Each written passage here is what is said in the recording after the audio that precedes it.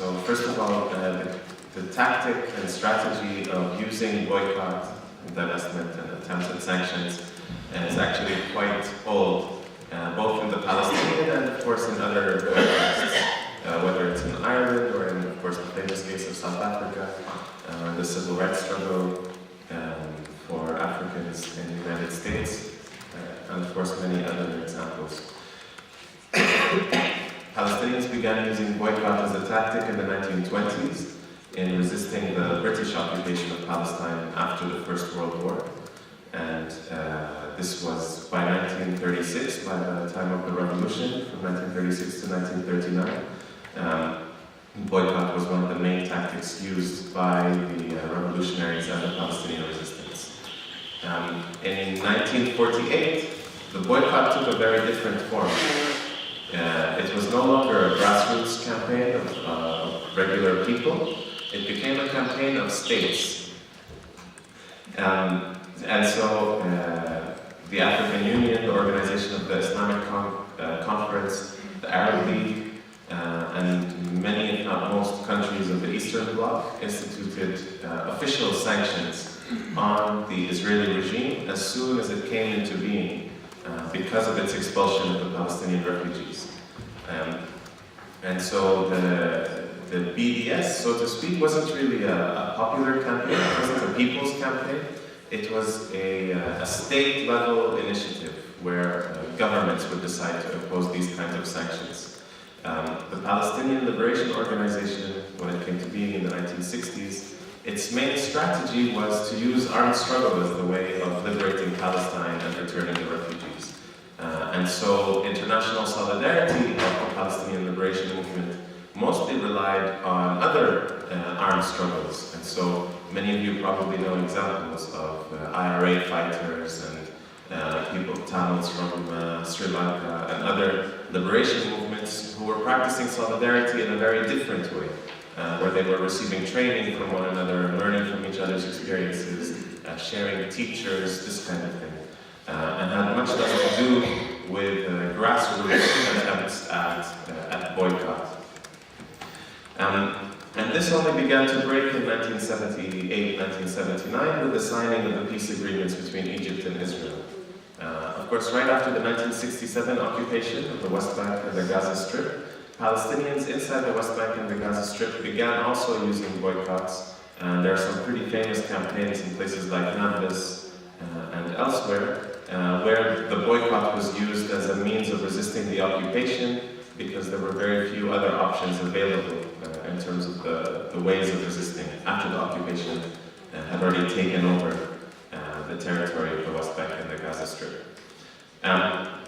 After Egypt essentially broke the boycott with the Camp David agreements, we have the beginning in the Arab world particularly of movements that were called anti-normalization movements.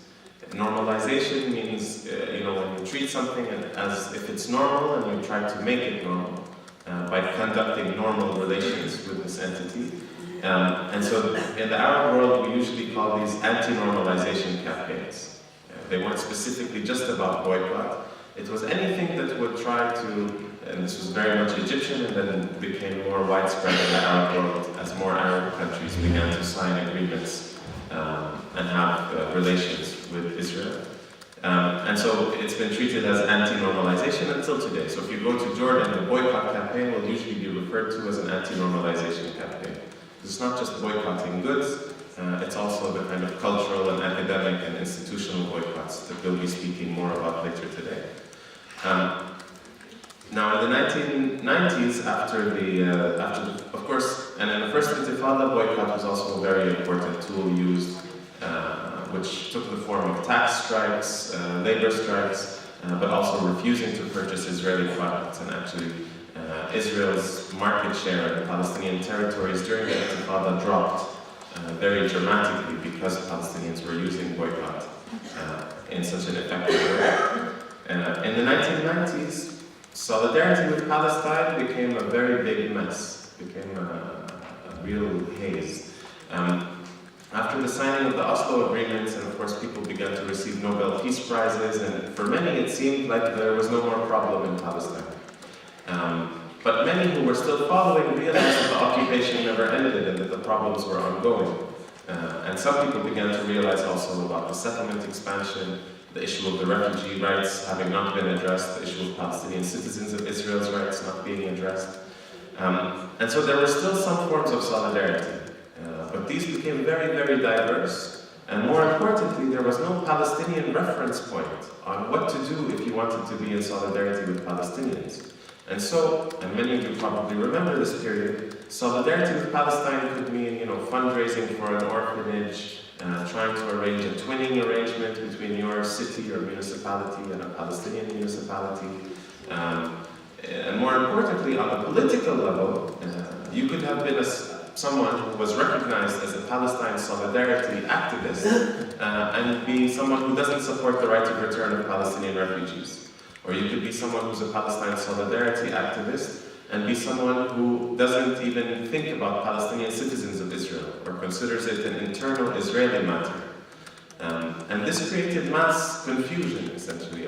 It wasn't clear what Palestinians were demanding. It wasn't clear how to be in solidarity with Palestinians in terms of political demands. And it wasn't clear how to be in solidarity with Palestinians in terms of the strategies and tactics to use for strategy with the Palestinian struggle. And this continued and became more and more a problem after the launch of the Second Intifada in 2000.